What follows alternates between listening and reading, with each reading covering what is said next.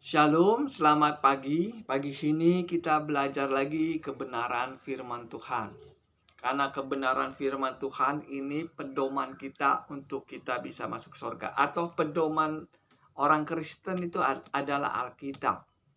Selama saya masih bisa berbicara, selama saya masih sehat, saya beritakan kebenaran firman Tuhan terus.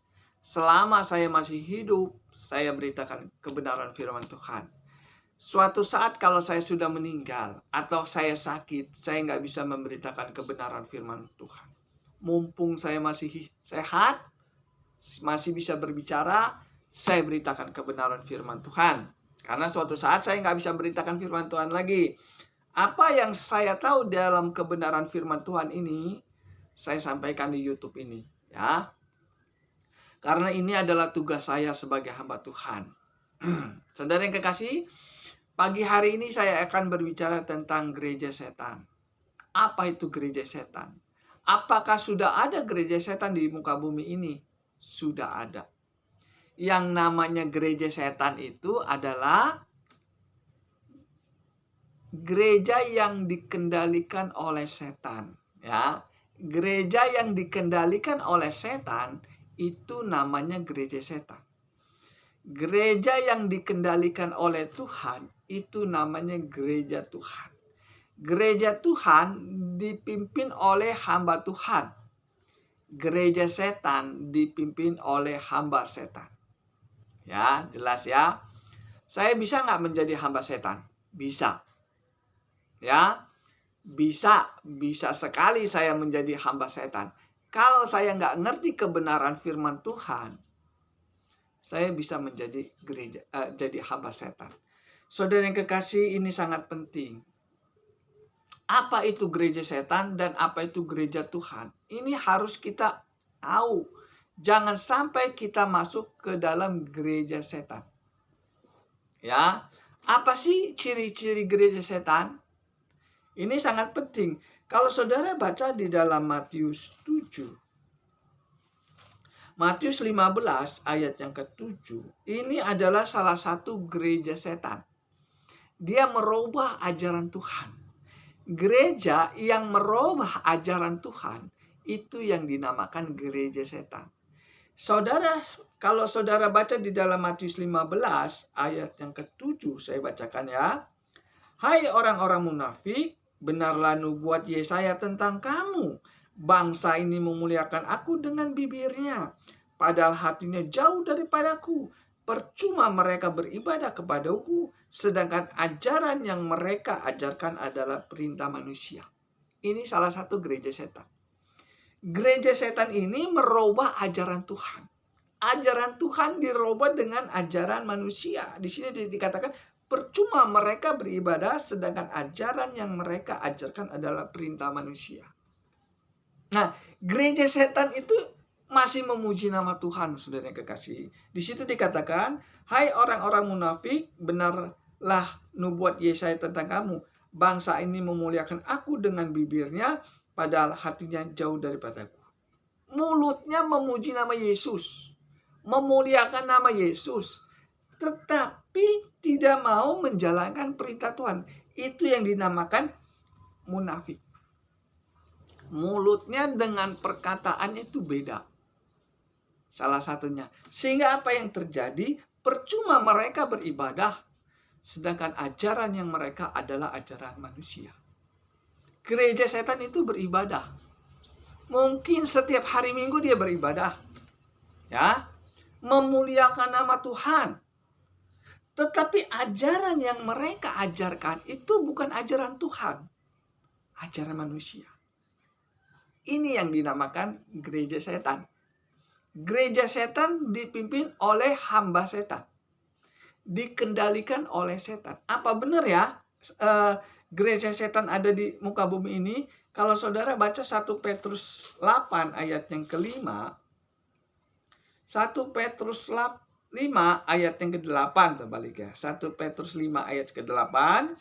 Sadarlah dan berjaga-jagalah, lawanmu si iblis berjalan keliling sama seperti singa yang mengaung-ngaung dan mencari orang yang dapat ditelannya. Sadarlah dan berjagalah, lawanmu iblis berjalan keliling seperti singa yang mengaung-ngaung hendak mencari orang yang dapat ditelannya. Jadi banyak orang Kristen tidak sadar. Kalau ada kata sadarlah, itu berarti ada orang yang nggak sadar bahwa iblis masih ada di muka bumi ini. Ingin mencari orang yang dapat ditelannya. Bukan berarti dimakan gitu saudara yang kekasih. Tetapi ditipu. Siapa yang ditipu? Anak-anak Tuhan. Dan, jadi kalau anak-anak Tuhan nggak sadar, orang Kristen nggak sadar, maka dia bisa tertipu oleh iblis. Di situ dikatakan sadarlah dan berjagalah, lawanmu si iblis sama berkeliling hendak mencari orang yang dapat ditelannya. Siapa yang ditelan? Anak Tuhan. Ya, musuh iblis itu anak-anak Tuhan. Musuh iblis itu adalah orang Kristen. Dia ingin menelan orang-orang Kristen atau anak-anak Tuhan. Supaya apa? Anak-anak Tuhan itu keluar dari ajaran Tuhan. Sehingga dia merubah ajaran Tuhan menjadi ajaran manusia. Seperti jalannya lurus, tapi ujungnya menuju kebinasaan. Itu ajaran dari iblis. Ya, di sini iblis masih mengendalikan gereja. Iblis bisa mengendalikan gereja kalau kita nggak ngerti Alkitab. Ya, hamba Tuhan yang dikendalikan oleh iblis, dia disebut hamba iblis. Bukan hamba Tuhan lagi. Karena ada hamba Tuhan yang mengikuti perintah iblis. Hamba Tuhan yang mengikuti perintah iblis itu disebut hamba iblis. Dia sudah mengkhianati Tuhan. Apakah ada hamba Tuhan yang mengikuti perintah iblis? Ada. Kita baca di dalam Yohanes 13 ayat yang kedua.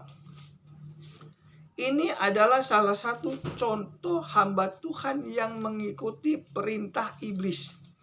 Ya. Yohanes 13 ayat yang kedua. Mereka sedang makan bersama dan iblis telah membisikkan rencana dalam hati Yudas Iskariot anak Simon untuk mengkhianati dia. Jadi ada hamba Tuhan yang mengikuti perintah iblis. Sejak dari zaman Yesus sudah ada hamba iblis. Salah satunya Yudas Iskariot. Dia bergaul dengan iblis sehingga dia mengkhianati Yesus. Hamba Tuhan yang mengkhianati Yesus, ia disebut hamba iblis. So kita baca lagi di dalam Yohanes 13 ayat maaf saudara. Yohanes 13 ayat yang ke-27. Yohanes 13 ayat yang ke-27. Dan sesudah Yudas menerima roti itu, ia kerasukan iblis. Setelah Yudas menerima perjamuan suci, dia kerasukan iblis. Yohanes 13 ayat yang 27. Sesudah Yudas menerima roti itu, ia kerasukan iblis. Jadi hamba Tuhan pun bisa dimasukin roh iblis. Kalau hamba Tuhan sudah dimasukin roh iblis, maka dia bukan menjadi hamba Tuhan lagi, tetapi menjadi hamba iblis. Makanya saya katakan kepada saudara, saya bisa nggak menjadi hamba iblis? Bisa. Kalau saya bekerja sama dengan iblis, saya bukan menjadi hamba Tuhan lagi, tapi menjadi hamba iblis. Saudara, apa ciri-ciri hamba iblis? Dia merubah isi dari ajaran Tuhan. Firman Tuhan yang ada di Alkitab ini dirubah. Ya, apakah sudah ada gereja setan di dalam dunia ini? Sudah ada. Kalau saudara baca di dalam 2 Korintus 11 ayat yang ke-13, ini adalah ciri-ciri hamba iblis. Ya, dia sudah masuk ke dalam gereja. 2 Korintus 11 ayat yang ke-13. Sebab orang-orang itu adalah rasul-rasul palsu, pekerja-pekerja curang yang menyamar sebagai rasul Kristus. Bayangin aja. Hamba iblis menyamar menjadi hamba Tuhan. Dan hal itu tidak usah mengherankan sebab iblis pun menyamar sebagai malaikat terang. Jadi kalau iblis tukang tipu, maka anak buahnya pun menjadi tukang tipu. Dia menyamar seperti hamba Tuhan. Sepertinya pendeta. Tetapi ternyata dia bukan pendeta. Karena dia merubah ajaran Tuhan. Hamba Tuhan yang merubah ajaran Tuhan, dia sudah bergaul dengan iblis. Ya, saya ingin sampaikan apa adanya, karena itu tugas saya sebagai hamba Tuhan. Saya ulangin lagi. Apakah saya bisa menjadi hamba iblis? Bisa. Kalau saya bergaul dengan iblis. Kalau saya tukang bohong. Khotbahnya bohong itu adalah ciri khas hamba iblis. Nah, apakah sudah ada hamba iblis di dunia ini? Sudah ada. Kita baca di dalam 2 Yohanes 1 ayat yang ke-7. Ya, saya bacakan ya. 2 Yohanes 1 ayat yang ke-7. Sebab banyak penyesat telah muncul dan pergi ke seluruh dunia yang tidak mengakui bahwa Yesus Kristus telah datang sebagai manusia. Itu adalah si penyesat dan antikris. Waspadalah supaya kamu jangan kehilangan apa yang telah kami kerjakan itu, tetapi supaya kamu mendapat upahnya sepenuhnya. Setiap orang yang tidak tinggal dalam ajaran Kristus, tetapi yang melangkah keluar dari situ, ia tidak memiliki Allah. Barang siapa tinggal di dalam ajaran itu, ia memiliki Bapa maupun Anak. Jikalau seorang datang kepadamu dan tidak membawa ajaran ini, janganlah kamu menerima dia dalam rumahmu, dan janganlah memberi salam kepadanya. Sebab barang siapa memberi salam kepadanya, ia mendapat bagian dalam perbuatan yang jahat itu. Di sini sangat jelas dikatakan, banyak penyesat-penyesat telah muncul dan ke seluruh dunia. Di sini dikatakan, sebab banyak penyesat telah muncul dan pergi ke seluruh dunia. Apa ciri-ciri penyesat itu? Dia keluar dari ajaran Tuhan. Barang siapa yang keluar dari ajaran Tuhan, di dalam dia tidak ada kebenaran. Jadi kalau ada hamba Tuhan yang keluar dari ajaran Tuhan, dia disebut penyesat. Sama seperti Matius 15 ayat yang ke-7. Percuma kamu beribadah, sedangkan ajaran yang mereka ajarkan adalah perintah manusia. Kalau ada hamba Tuhan yang keluar dari ajaran Tuhan, merubah ajaran Tuhan, maka ia disebut penyesat. 2 Yohanes 1 ayat yang ke-7 sampai 9. 11.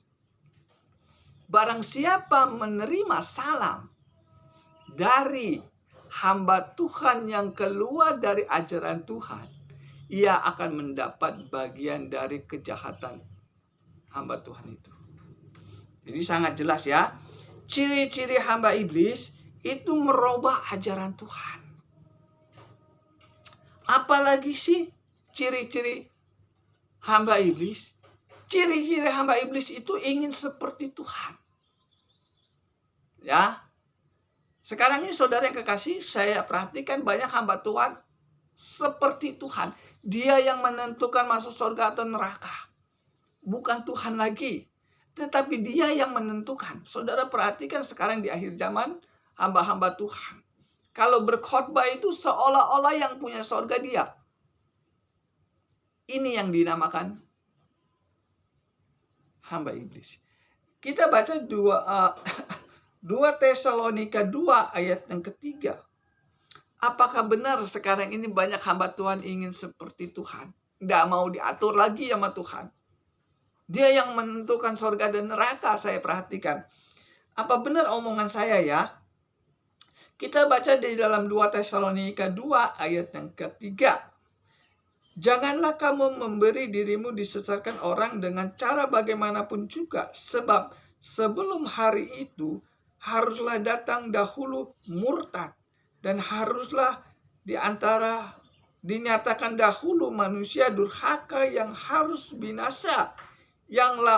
Yaitu lawan yang meninggikan diri di atas segala yang disebut atau yang disembah sebagaimana Allah. Bahkan ia duduk di bait Allah dan mau menyatakan diri sebagai Allah. Bahkan ia duduk di bait Allah dan mau menyatakan diri sebagai Allah. Ini yang dinamakan ciri-ciri hamba iblis. Dia duduk di bait Allah, dia duduk di gereja, statusnya gembala, tetapi ingin menyatakan diri sebagai Tuhan. Dia merubah ajaran-ajaran Tuhan. Dia memakai ajaran dia sendiri. Seolah-olah yang menentukan sorga dan neraka bukan Tuhan. Dia di sini sangat jelas dikatakan, bahkan ia duduk di bait Allah dan menyatakan dirinya sebagai Allah.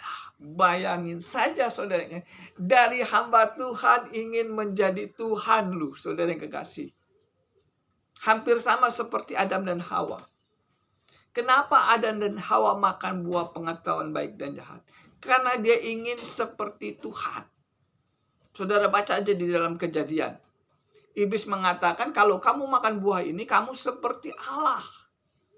Adam dan Hawa makan buah itu dengan catatan ia ingin seperti Allah. Hampir sama seperti ini. Ia duduk di bait Allah ingin menyatakan diri seperti Allah. Sekarang saya ingin katakan kepada saudara, sekarang ini banyak hamba Tuhan yang ingin seperti Tuhan. Nggak mau disalahin, padahal memang salah. Nggak mau ngikuti perintah Tuhan, nggak mau ngikuti ajaran Tuhan. Dia pakai ajarannya dia sendiri. Dia mengatakan, percuma kamu beribadah, sedangkan ajaran yang mereka ajarkan adalah perintah manusia. Kalau ini terjadi berarti hamba Tuhan ini ingin seperti Tuhan. Banyak sekali sekarang ini pendeta seperti Tuhan. Dia menentukan masuk surga, masuk neraka. Firman Tuhan itu nggak penting. Saudara kekasih, saya ngomong apa adanya. Ajaran Tuhan dirubah. Contoh, Tuhan mengatakan di dalam, kita lihat aja di dalam tentang pernikahan salah satunya ya. Di dalam Lukas 16 ayat yang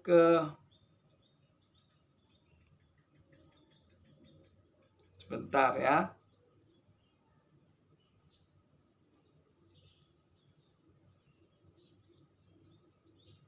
Lukas 16 ayat 18 saya bacakan. Setiap orang yang menceraikan istrinya lalu kawin dengan perempuan lain, ia berbuat zina, dan barang siapa kawin dengan perempuan yang diceraikan suaminya, ia berbuat zina. Ini ajaran dari Tuhan. Ajaran dari Tuhan, kalau orang sudah bercerai, tidak boleh menikah lagi dengan janda. Seandainya ada janda cerai juga, Tuhan mengajarkan nggak boleh menikah dengan janda cerai hidup. Atau menikah dengan duda cerai hidup. Orang yang menikah dengan janda cerai hidup atau duda cerai hidup, ia sudah berzina. Berarti tidak boleh menikah dengan janda cerai hidup. Tetapi ada hamba Tuhan yang menikah dengan janda cerai hidup. Berarti ajaran Tuhan itu sudah dirubah dengan dia. Tuhan melarang menikah dengan janda cerai hidup. tetapi dia melakukan berlawanan dengan ajaran Tuhan. Ada nggak hamba Tuhan seperti ini? Ada. Ada hamba Tuhan juga mengizinkan jemaatnya bercerai. Bahkan dia bercerai. Apakah ada hamba Tuhan yang bercerai? Ada. Ada. Tuhan mengatakan apa yang sudah kusatukan tidak boleh diceraikan manusia, toh. Semua orang Kristen pasti tahu kalau sudah menikah nggak boleh bercerai. Tetapi ada hamba Tuhan yang bercerai. Kalau dia bercerai berarti dia sudah merubah ajaran Tuhan. Kalau dia sudah merubah ajaran Tuhan, berarti dia sudah disebut penyesat. Ya. Jadi saya ingin katakan ada gereja setan yang dikendalikan oleh setan. Setan memakai memakai anak buah. Anak buahnya setan adalah hamba setan. Hamba setan merubah ajaran Tuhan. Tuhan mengatakan tidak boleh cerai, tapi hamba Tuhan itu mengatakan boleh bercerai dengan 1000 macam alasan. Bahkan ada juga pendeta yang bercerai. Kalau pendeta itu sudah bercerai atau menikah dengan janda cerai, berarti dia sudah merubah ajaran Tuhan. Kalau dia sudah merubah ajaran Tuhan, ia disebut penyesat. Kalau sudah terjadi, itu yang dinamakan gereja setan.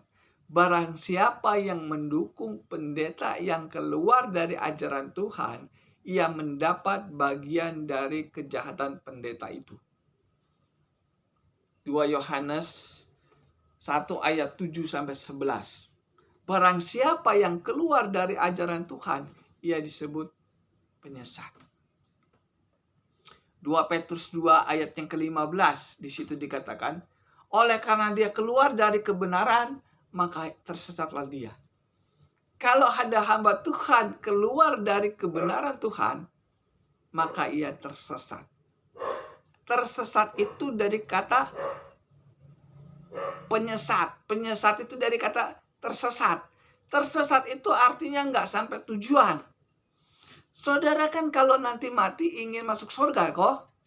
Betul nggak? Semua orang Kristen hamba Tuhan kalau mati pasti ingin masuk surga. Ternyata nggak masuk surga, masuknya ke neraka. Itu yang dinamakan tersesat. Kenapa dia tersesat? Karena dia keluar dari ajaran Tuhan. 2 Petrus 2 ayat 15. Karena mereka keluar dari kebenaran. Kita baca saja ya, biar jelas ya. 2 Petrus 2 ayat yang ke-15 saya bacakan. Oleh karena mereka telah meninggalkan jalan yang benar, maka tersesatlah dia. Pendeta yang bercerai, dia sudah keluar dari kebenaran Tuhan. Pendeta yang sudah cerai, menikah lagi dengan janda cerai atau duda cerai, ia juga sudah meninggalkan kebenaran. Kalau pendeta itu sudah seperti ini, maka ia disebut penyesat. Ya, penyesat sudah ada di dalam gereja. Dia duduk di bait Allah dan ingin menyatakan seperti Allah. Jadi ajaran Tuhan itu dibuang. Tuhan mengatakan nggak boleh bercerai, tapi dia bercerai. Berarti ajaran Tuhannya udah dibuang toh, diganti dengan ajaran dia. Seolah-olah yang punya surga dia, seolah-olah yang punya gereja dia, padahal dia nggak punya apa-apa. Gereja itu punya Tuhan, saudara yang kekasih, bukan punya hamba Tuhan. Gereja itu bukan punya pendeta, punya Tuhan. Yang namanya hamba Tuhan itu pembantu. Tetapi pembantu itu mengambil alih gereja Tuhan. Sehingga apa yang terjadi? Ajaran Tuhan dirubah dengan ajaran dia sendiri. Saudara yang kekasih, saya ingin sampaikan kebenaran firman Tuhan. Di dalam dunia ini sudah ada yang namanya gereja setan. Gereja setan itu mengendalikan gereja. Ya, semua ajaran Tuhan yang ada di dalam gereja itu dirubah, diganti dengan ajaran-ajaran yang di luar Tuhan. Sehingga apa yang terjadi? Jemaat nggak ngerti Alkitab. Sudah puluhan tahun menjadi orang Kristen. Sudah puluhan tahun mendengar khotbah, tapi nggak ngerti Alkitab. Kenapa seperti itu? Karena kebenaran firman Tuhan sudah dirubah dengan hamba Tuhan yang bergaul dengan iblis. Kita baca lagi di dalam 2 Petrus 2 ayat pertama. 2 Petrus 2 ayat pertama. Sebagaimana nabi-nabi palsu dahulu tampil di tengah-tengah umat Allah, demikian pula di antara kamu akan ada guru-guru palsu. Mereka akan memasukkan pengajaran-pengajaran yang sesat yang membinasakan. Bahkan mereka akan menyangkal penguasa yang telah menebus mereka, dan dengan jalan demikian segera mendatangkan kebinasaan atas diri mereka. Banyak orang akan mengikuti cara hidup mereka yang dikuasai oleh hawa nafsu, dan karena mereka jalan kebenaran akan dihujat. Dan karena serakannya guru-guru palsu itu akan berusaha mencari untung dari kamu dengan cerita-cerita isapan jempol mereka. Jelas sekali di sini. Di sini ada dikatakan guru-guru palsu yang menyesatkan, yang menyangkal kebenaran Tuhan. Mereka akan mencari untung dari kamu. Dan di situ dikatakan mereka akan menghujat kebenaran Tuhan.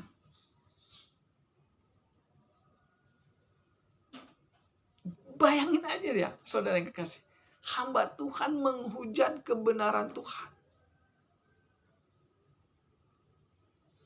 Seperti Yudas Iskariot. Di dalam Alkitab, tidak boleh mencuri. Betul nggak? Tuhan nggak pernah mengajarkan kita mencuri. Tetapi Yudas Iskariot yang katanya hamba Tuhan, dia mencuri. Saudara kekasih, saudara baca saja di dalam Yohanes 12 ayat yang ke-6. Saya bacakan. Yohanes 12 ayat ke-6. Hal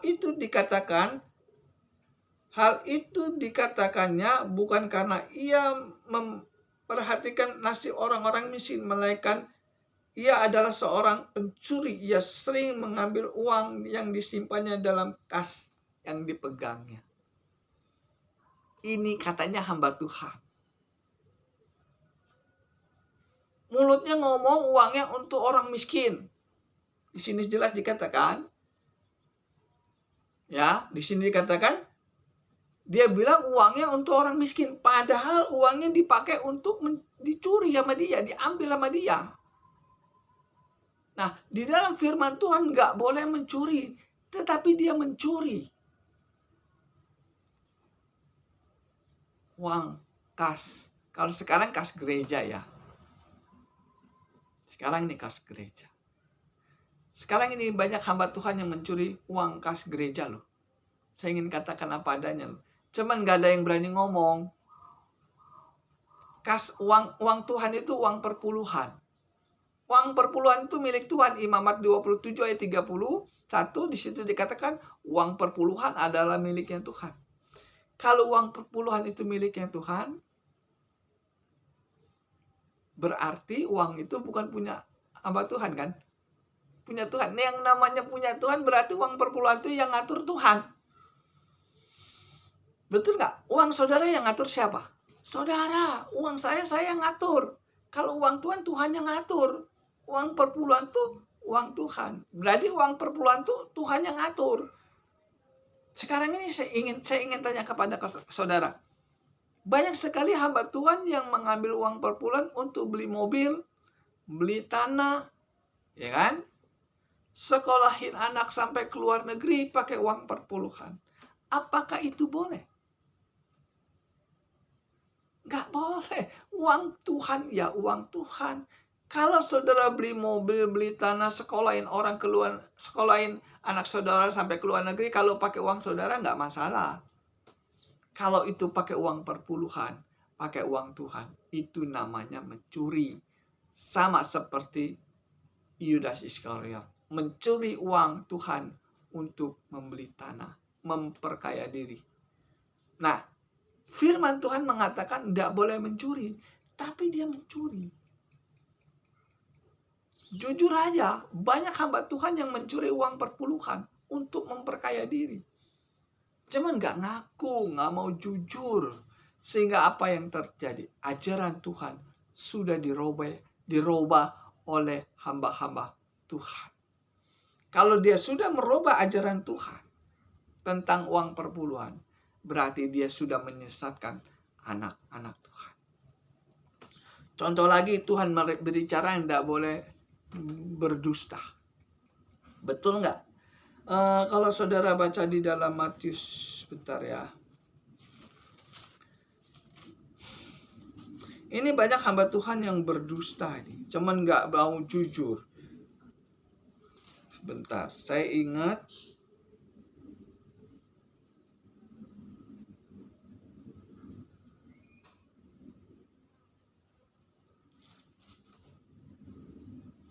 Ya, tentang berdusta itu, kan Tuhan mengatakan janganlah engkau berdusta, kan? Ada ayatnya kan? Tuhan mengajarkan kita nggak boleh berbohong. Tapi kalau kita mau jujur, banyak hamba Tuhan berbohong. Tapi nggak ngaku, ya. Contoh, saya berani ngomong ini berarti saya tahu banyak hamba Tuhan yang berbohong.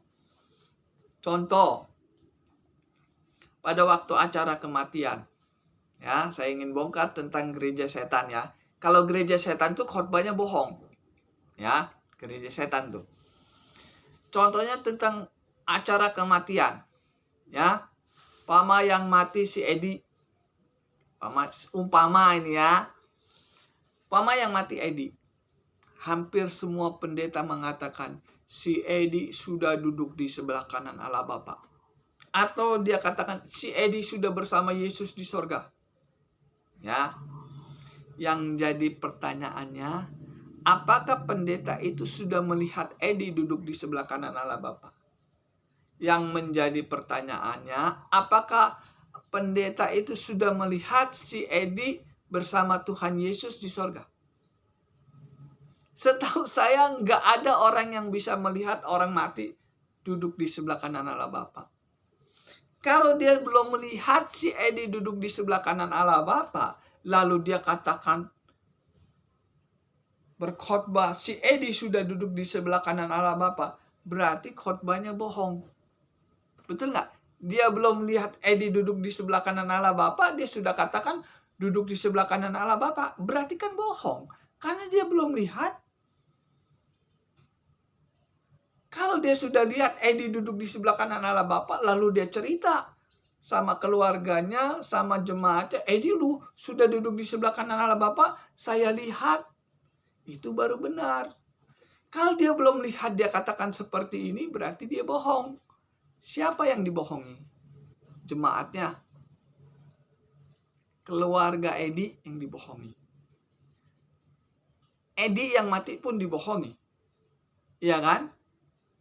Bahkan dia bohong diri sendiri. Dia belum lihat Edi masuk surga, dia bilang sudah masuk surga. Betul nggak? Kita harus fair. Hidup itu harus fair. Katakan benar ya benar, katakan salah ya salah. Ini khotbahnya salah.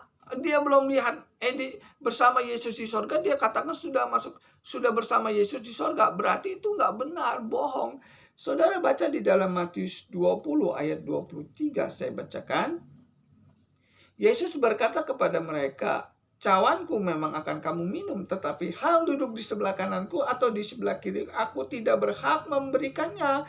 Matius 20 ayat 23, Yesus aja nggak berani mengatakan Edi nanti kalau mati duduk di sebelah kanan Allah Bapa ya. Yesus nggak berani mengatakan seperti itu. Yesus yang punya surga aja nggak berani mengatakan Si Edi sudah duduk di sebelah kanan Allah Bapa. Saya baca ayatnya lagi ya, biar jelas ya. Matius 20 ayat 23. Yesus berkata kepada mereka, cawanku memang kamu dapat minum, tetapi hal duduk di sebelah kananku atau di sebelah kiriku, aku tidak berhak memberikannya itu.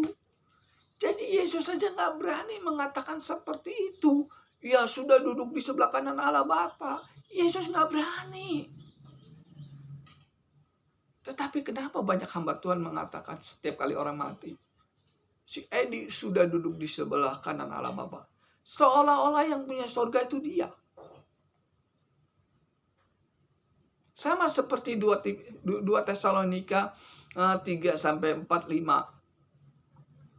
Di situ dikatakan, ia duduk di bait Allah ingin menyamakan diri seperti Tuhan. Dia yang menentukan si Edi masuk surga atau enggak. Dia yang menentukan Edi duduk sebelah kanan Allah Bapa atau tidak. Dia yang menentukan. Dia ingin seperti Tuhan, menentukan Edi masuk surga atau enggak. Nah, ini yang terjadi di dalam gereja setan. Sehingga apa yang dikatakan? Mereka khotbahnya dengan cara menghayal. Menghayal Edi duduk di sebelah kanan Allah Bapa. Menghayal Edi sudah bersama Yesus di sorga. Padahal menghayal. Yang duduk di sebelah kanan Allah Bapa memang betul ada. Tetapi nggak semua orang Kristen mati duduk di sebelah kanan Allah Bapa. Yang duduk di sebelah kanan Allah Bapa adalah orang yang menang. Wahyu 3 ayat. Kita baca ya, biar jelas ya. Wahyu 3. Bentar.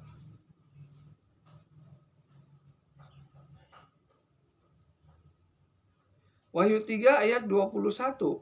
Barang siapa menang, ia akan kududukan bersama-sama dengan aku di atas tahtanya.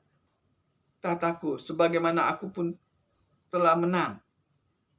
Barang siapa yang menang, ia akan kududukan bersama-sama dengan aku di tahtaku. Berarti yang duduk di sebelah kanan Allah Bapa adalah orang yang menang. Menang melawan iblis. Seperti 1 Petrus 5 ayat 8. Sadarlah dan lawanmu iblis. Jadi kalau saudara bisa melawan iblis, saudara mati, baru berhak duduk di sebelah kanan Allah Bapa. Akhir zaman ini, saudara yang kekasih, iblis sudah banyak menguasai gereja-gereja. Dia memasukkan ajaran-ajaran iblis. Dia merubah ajaran Alkitab. Khotbahnya tukang bohong. Tuhan mengatakan yang berhak duduk di sebelah kanan Allah Bapa adalah orang yang menang. Enggak semua orang Kristen yang mati duduk di sebelah kanan Allah Bapa. Ada yang masuk neraka.